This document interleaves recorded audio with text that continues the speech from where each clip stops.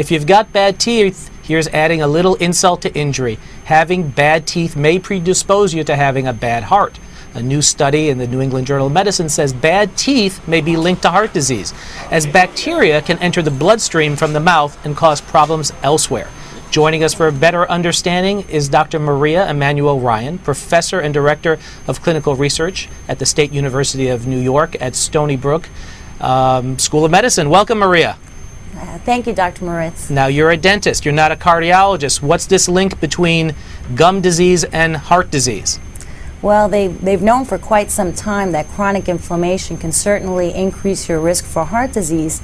And the most common chronic inflammatory condition that people have is periodontal disease, gum disease. Well, it seems that gums have been in the news recently. We did a story here on gum disease and pancreatic cancer. I know about it as an obstetrician with gum disease and premature labor. Let's take the viewers through it slowly of how the gums can cause damage to other parts of your body. Well, what happens is, as you develop plaque around the teeth or have bacteria accumulate around the teeth, this will cause inflammation. And sometimes we see this as reddened and inflamed or swollen gums, gums that bleed when you brush or floss. And if that's left untreated, eventually gingivitis, which is the reversible form of the disease, can progress to periodontitis, where you have loss of bone and connective tissue attachment, and eventually the teeth can become loose and fall out. So if you don't treat this disease, you can actually, as you mentioned earlier, have these bacteria enter into the bloodstream and cause inflammation in other areas of the body, including the blood vessels, and increasing the risk for heart disease by twofold and stroke by threefold if left untreated. Right, just fascinating. Let's go over this study a little bit. What they did was they found people with very severe gum disease, yes, and they did, I guess, a cleaning or a descaling. What they did find, which was interesting, was that when they first did it, actually things got worse. And then explain to me what happened afterwards. Yes, well, what happens is, as you initially do a very deep cleaning, which is a scaling and root planing, which was the intensive therapy in the study, you will find a spike in the levels of factors associated with inflammation, such as C-reactive protein.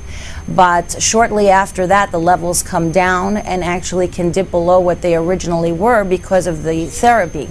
And so what that means to us is that even if you brush and floss or eat things that can cause bleeding of the gums, that you will have this chronic inflammation and the spiking of the levels of these inflammatory markers in the bloodstream. So it's very important to get it treated, because the study did demonstrate that after intensive therapy with the scaling and root planing and the use of a locally applied antibiotic, which they put in the pocket, a minocycline antibiotic known as Arestin, they were able to bring the levels down below what was seen originally, and actually improved on endothelial function. And these are the cells that line the blood vessels. Well, let's give some concrete advice to people out there. First of all, I want to go through what is the recommendations, because I don't know them, for gum cleaning or checking if you don't have a history of disease, and let's go through it if somebody's been diagnosed with heart disease.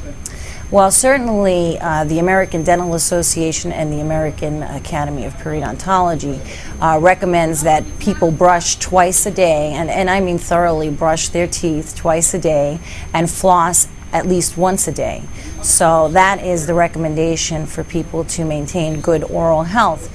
But unfortunately, many people don't even recognize that they have periodontal disease, because many of the signs and symptoms are often not seen in patients, particularly in smokers who are at the greatest risk. They may not see the bleeding of the gums that are seen with patients who are non-smokers.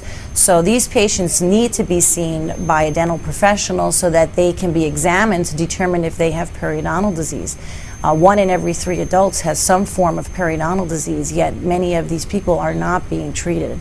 Well, do you see the day where if somebody develops heart disease, a heart attack or something, that the next step outside of going to the cardiac care unit is that a dentist come visit them and check them for periodontal disease?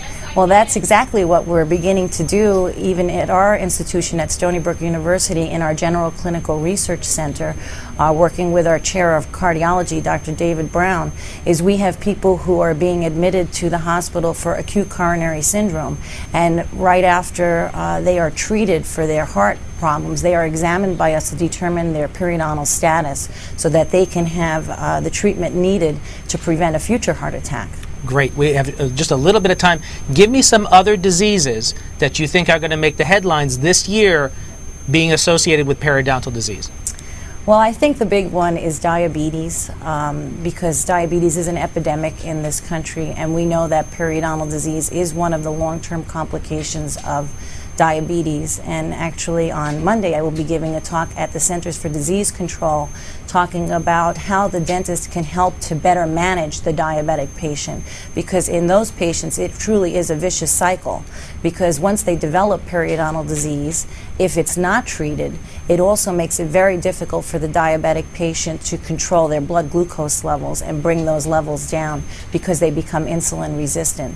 So it's really critical in that particular patient population. Great. Maria, thank you very much. We'll look forward to hearing about your talk at the CDC, and thank you for joining us. Thank you so much, Dr. Moritz. Have a great day. Great. We hope you found this edition of Healthy Life informative. To find out more on this story and other health-related topics, we invite you to go to our website at abcnews.com. And as always, we encourage you to personally get involved in our program by visiting the Dr. Tim on Call section of our website. There you can send us your video feedback by email and video and suggest topics Dr. Tim might address right here on Healthy Life. Thanks for joining us today. From all of us at the Healthy Life production team, we hope you stay healthy, and I'll see you next time.